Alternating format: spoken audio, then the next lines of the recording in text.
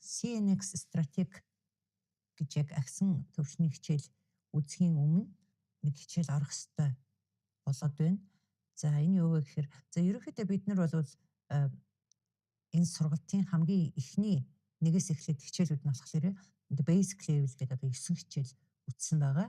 Энэ дотор болохоор хөрөнгөний зах зээлийн суурь ойлголт, анхан шатны мэдлэг болох одоо broker, MT5, lot, pips, leverage, position одоо хэрхэн байрлуулахын, risk reward гэж юу юм, балансыг менеж хийх гэж яадаг юм тийм ээ. Тэгээ trading view дээр одоо хэрхэн ажиллахын сетапуудыг нь бүгдийг нь үтсэн байгаа. За тэгээд sport resistance trend line гэх тийм ээ.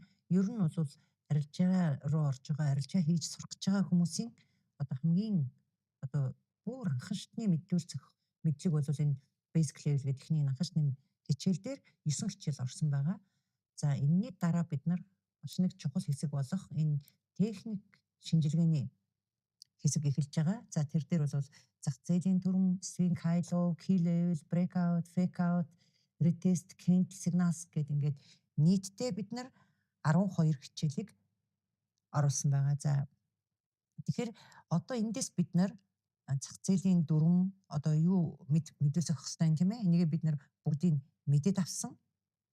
Одоо хамгийн дээд түвшний магадлал хамгийн өндөр систем рүү орох гэж байна. За энэ нь бол CNX стратеги. За CNX бол ханшийн бүх дэд эргэлтүүд, импульсийн хүч, за тэгээд pullback хөдөлгөөний эхлэл төгсгөл гэдэг энэ бүхнийг бол маш нарийн одоо зааж өгч яадаг, илэрхийлж яадаг ийм одоо хэсэг байгаа. За CNX стратегийг үзхийн өмнө бид одоо заавал үзэх ёстой нэг хичээл бас байгаад байна. Хэдийгээр CNX дотор энэ одоо заах гэж байгаа хичээлийг нарийн тайлбарладаг ч хэлсэн урьдчилаад нэг богино хичээл оруулал одоо сурагчдын маань төвшин CNX руу одоо шууд ороход илүү бэлтгэгдэнэ гэж үзээд тэгээ энэ хичээлийг оруулж байгаа шүү. За тэгэхээр market phases, accumulation, expansion, distribution, decline гэж юу вэ? Юу хэлдэг вэ? Хэдүүлээ эхлээд энийг сурцгаая. Энэ техник CNX-ийн одоо дотоод бүтцэд яг үе шаттайгаар тийм маш нарийн уйлдаж өгдөг байхгүй юу? Тэгэхээр хэдий CNX дотор заагч хэлсэн урьдчилаад энийг та нарт нэг ойлголт өгчих юм бол CNX-ийг яг үзээд эхлэнгүүт та нар бас арай өөр төвшөнд байх байхаа гэж бодоод байна. За market phases гэдэг нь одоо зах зээл үргэлж нэг чиглэлээр биш тодорхой 4 үе шаттайгаар хөдөлдөг гэсэн ойлголт багтж идэг. За тэгэхээр энэ 4 үе шат нь трендing эхлэл явц, за үрнэл явц, за төгсгөл тийм ээ. Төгсгөл буцаад эргэх энэ мөч. Тийм үү? Буцаад эргэх энэ мөч.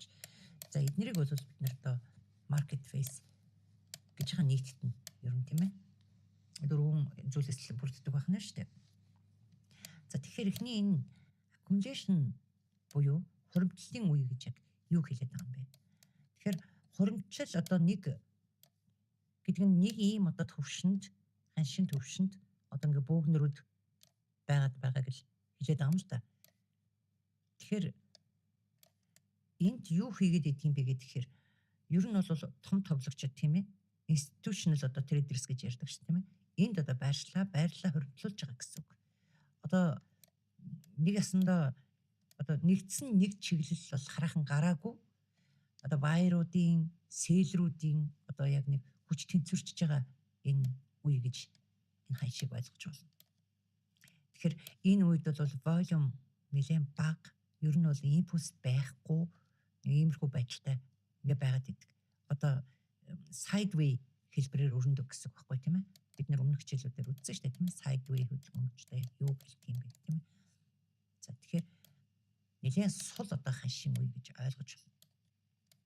Одоо нэг үгээр хэлэх юм бол одоо ингээд хүнээр бол одоо гүүж ирээд л одоо нэг амьсгаа аваад амарж байгаа газар гэх юм уу? Одоо хүчээ хоримтлуулаад одоо зарах уу, одоо худлаад авцсан нэг нь энд зарах уу, эсвэл эндээс худалдаж авах уу гэж одоо яг нэг юм хүч хоримтлуулж байгаа энэ үеийг бол одоо сайдвей хөдөлгөөнд орсон үеийг юу гэжлээд байгаа гэхээр хоримтлалын үе буюу accumulation гэдэг. энийг. За тэгвэл expansion гэж ямар үгийг хэлдэг юм? Тэлэлтийн үгийг хэлж байгаа. За одоо эндээс гинт хүч авах тийм ээ? Эсвэл одоо энэ зооноос одоо энэ дээр хоримтлуулжсэн болвол эндээс одоо гинтийн хүч авах. Энийг бол одоо expansion тэлэлтийн үе гэдэг ханшийн тэлэлтийн үе. Хүчтэй нэг чиглэл рүү одоо импульс гарахад бэлтгэж байгаа үе гэж хэлж болно. Тэгэхээр энэ үед яадаг вэ гэхээр том лаанууд одоо ингээ угсарж гарна гэсэн үг. Одоо жишээлбэл эндээс ийшээ ч юм уу тийм ээ. Энд одоо нөгөө хоримтлагдчихсэн ханш чинь ийшээ гинт огцом одоо гарч ирэх тийм ээ. За ерөнхийдөө ямар үед эдийн засгийн ерөнхий байдлыг ерөнхийд нь ямар шүү одоо дүгнэлт гарах нь тийм ээ. Одоо нэгсэндээ баг мэдээ ингээд хүлээдэг гэсэн үг. За тэрнээс шалтгаалж одоо трейдеруудын сэтгэл зүйн байдлаас болж одоо шийдвэрүүд нь гарч идэг гэсэн үг тийм ээ. За зах зээл эвгүүтх нь шүү. Алтаа авч яа ингээд өсөгдөг тийм ээ. За бараа мэдээж ховордохоор ихээр худалдаж аваад бараа ховордохоор мэдээж үн бол өснө. За гэтэл энд байжгаад алтаа энд зарыг. Зарлаа зах зээл дээр бараа илбэгчлээ ханш унлаа тийм ээ. За тэгэхээр трендing эхлэл бол яг энэ хоримтлалын үе дээрээс ер нь тодордог. Одоо бий болж эхэлдэг гэж ойлгож байна. Эндээс ханшиг өсөглөө, энд ирлээ, зарлаа. За зарчгаад энд одоо худалдаж авахгүй, зарахчгүй одоо трейдерүүд ингээд хүч тэнцвэржээл ингээд байгаад байна гэсэн үг. За ямар нэгэн шийдвэрийг хүлээж агаад тэрний одоо судалгааг хийж агаад урьдчилан одоо энийг судалж байгаа судалгааны байгууллагууд байгаа шүү дээ. Америкийн нэгдсэн улсын ажилгүйд ер нь энэ сард муу гарах шиг байна, сайн гарах шиг гэдэг юм уу тийм ээ. Инфляц одоо буурахгүй юм байна, эсвэл буурч чадах юм байна гэдэг юм уу тийм ээ. Иймэрхүү одоо мэдээнээс болж авдаг, зардаг үйлдэлүүд одоо явагддаг гэсэн. Энэ нь одоо маркет structure-ыг тодорхойлж идэг. Энэ тэлэлтийн үе эхлэхэд хүчтэй нэг чиглэл рүү явна гэдэг чинь одоо нөгөө бидний өмнөх хичээлүүд дээр үзсэн нөгөө higher high, lower low гэдэг тийм ээ. Нөгөө давын онлоор эн чинь эхэлдэг гэсэн үг тийм ээ. Өслөө, унлаа гэхдээ өмнөх яроолыг бол юу яж чадаагүй, эвдэж доош орж чадаагүй учраас энэ higher high за тэгээд дахиад higher high гэдэг одоо ингэ явдаг гэсэн үг. За уналт эхлээд ирэхээр за ингээд орой дээр ирээд буцаад ханш эргэн ханш эргээд уналт эхлэхэд яадаг байх нь нөгөө унж байгаа ханш чинь lower тэгээд lower low дахиад lower low гэдэг тренд ингээд эргэж байгааг ингээд илэрхийлж болж байдаг гэсэн. Тэгэхээр энэ бол зах зээлийн одоо нөгөө чимээгүй одоо хоригдлогдчихсэн энэ чимээгүй үеийн одоо эвдрэл эхэлж байгаа гэсэн үг. Тэгэхээр бүх трендийг бид нар хаанаас ер нь хаашаа явахыг нь олж болдог вэ гэхлээр энэ expansion үеэс л одоо жинхэнэ арилжааны үе эхэлдэг байна шүү дээ. Арилжаанд орох уу байх уу гэдэг тийм ээ. Энэ шийдвэрүүд гарч эхэлдэг гэсэн. За энэний дараа distribution гэж байна тийм ээ. Тархалтын үе гэж. Тархалтын үе нь яг юм бэ гэхээр импульс явлаа. Импульс сулраад лаанууд ингээд жижигрээд эхэлдэг тийм ээ. Ингээд нэг өсгөл нэг бургал нэг өсгөл нэг бургал одоо ингээд нэг төвшөнд ороод ирдэг гэсэн үг тийм ээ. Гэтэ яг нэг юм огцом шийдвэрийг гаргаж чадахгүй ер нь хаашаашаа нэг 50-100 BP хооронд ингээд эргэлдээд ингээд байцдаг гэсэн. Тэгэхээр энэ correction гүнзгийрж байна гэж үздэг бид нар тийм ээ. Ингээд өшөө одоо үргэлжлээл ингээд тах юм бол бид нар импульсийн дараа correction хөдөлгөөн одоо улам гүнзгийрээд байна гэж. Том тоглогчид ашигтай явсан арилжаануудаа одоо хааж эхэлж байна гэсэн үг. Тийм ээ. Эсвэл унгаана гэдэг чинь авсан байсан одоо бүтээгдэхүүнээ зарж эхэлж байна. Нэг л энэ чинээс худалдаж аваад энд зарж байна, эндээс худалдаж аваад энд зарж байна гэх тийм ээ. Одоо иймэрхүү байдлаар ойлгож байна. Ерөнхийдөө бол swing structure эвдэрж байна л гэж ойлгож байгаа. За үн эргэлтийн бүс рүү яг орж ийнал гэсэн үг байхгүй да. Ингээл импульс гараад энд орлоо, эндээс одоо эргэлтийн бүс рүү орж байна. Ийшээ өслөө, эндээс эргэлтийн бүс рүү орж байна. Энийг хэлээд байгаа. Тэгэхээр ап тренд дуусаад даун тренд эхлэх үе, нэг бол одоо даун тренд дуусаад ап тренд эхлэх үе, тийм ээ. Яг энэ хоригдлын үеийг хэлээд байгаа. За тэгэхээр decline гэж юу юм бэ? Уналтын үе, тийм ээ. Reversal phase гэсэн үг. Reversal хийж гин гэсэн үг, тийм ээ. Эргэж гин гэсэн үг. Тэгэхээр трендийн эсрэг хүчтэй импульс гарахыг л одоо хэлээд байгаа. Одоо нэгэсэндээ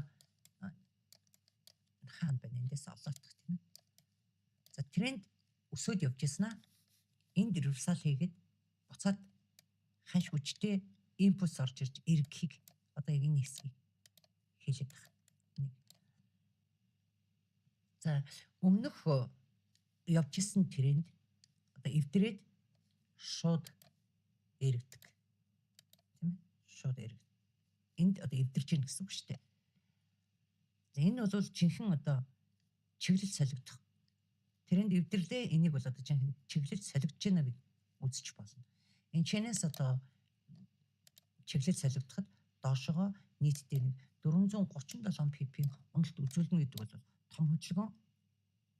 За шинэ тренд үүсчихнэ гэж ойлгох нь шүү дээ, тийм ээ. Тренд ап явж яснаа ингээ ап тренд гэж ингээд нөгөө доовынхоо онолоор хаяр гэж явж яснаа гээд энд нөгөө ийшээ явж исэн тренд чи эвдрээд буцаад орж ирж байгаа. Энд reversal хийгээд, тийм ээ. За энэ одоо тренд солигдох үе гэж ойлгож байна. Одоо нэгсэндээ тренд лайн эвдэрнэ гэдэг чинь одоо power shift хийж гин гэсэн үг байхгүй юу? Шинэ тренд үүсчихнэ гэсэн үг байхгүй юу? Энэ бол одоо яг жинхэнэ одоо солигдох үе гэж ойлгож байна. Чиглэл солигдох үе гэж ойлгож байна. Хуучин тренд дуусаад шинэ тренд эхэлж байна гэж.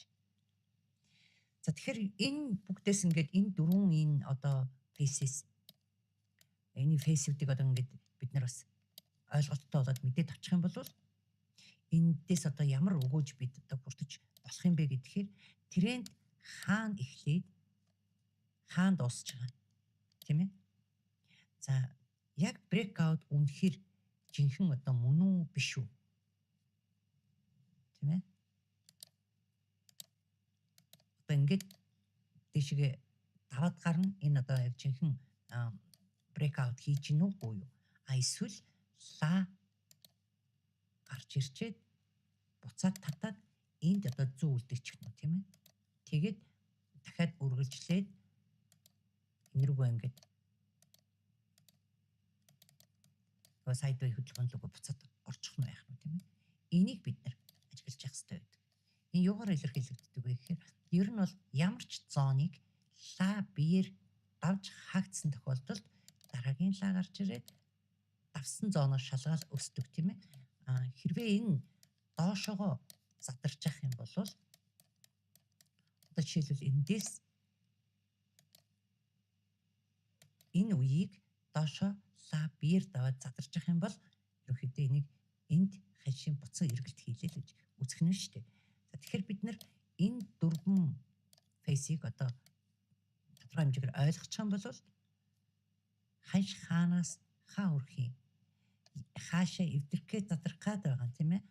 Энэ бүхнийг бид нар эсвэл тренд үргэлжлээд байгаа мó эсвэл тренд эргэх гээд байгаа мó энэ бүгдийг бид нар бас урьдчилан харж чаддаг болно гэсэн үг. За энэ дунд бас дахиад pull back хөдөлгөөн гэж байгаа. Тренд эргэхгүйгээр одоо явж байгаад ханш энд нэг хэсэг жоохон амарж байгаад дахин одоо үргэлжлэх тийм ээ. За энэ нэг хэсгийг бол бид нар pull back хөдөлгөөн гэдэг байгаа. Тийм ээ. Төлхөл боцолт хөдөлгөөн тэгээд дахин үргэлжлэнэ гэсэн. За CNX стратегийн үндсэн одоо логикийг бид нар энийг ингээд хараад бас ойлгоод авчих юм бол CNX хичээлийг үзэж эхлэхэд бид нар үндсэн ерөнхий нэг ийм характерыг бид нар энэ чинээс бас ойлгоод авчиж болно гэсэн үг. За тэгээд энэний дараагийн хичээлээс эхлээд CNX стратегийн одоо нэгдүгээр хичээл эхэлнэ. Тэгэхээр энэ хичээлээ сайн үзчихээрэй.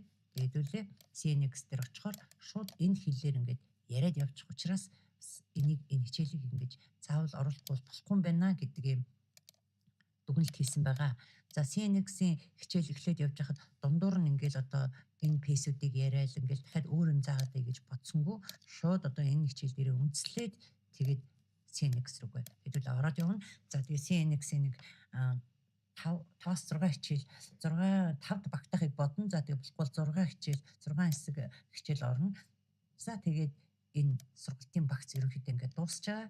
За тэгээд энэ ташрамд хэлэхэд ер нь бол трейдер болъё гэж байгаа хүн анхнаас нь эхэлж байгаа хүн за эсвэл эхлээд одоо нэлээ хэдэн жил болсон ч гэсэн төдийлөн одоо нэг ашиг хийж амжилт үзүүлж чадахгүй байгаа хүмүүс эдэр байгаа бол за бүр анхан шатнаас үзэж байгаа нь basic level буюу ингээд нэгдүгээр хичээлээс үзээд яг ингээд таслахгүй нэгийг ч алгасахгүй ингээд стралаар нь үзээд тэгээд CNX-ийг дуустал ингээд үзэхэд эсвэл одоо арилжаа хийдэг мөртлөө ашиг хийж чадахгүй байгаа хүмүүс бол энэ лаан багны онол гэдэг энэ хичээл байгаа. Энэ техник шинжилгээний дээр Орос 12 хичээл тийм ээ.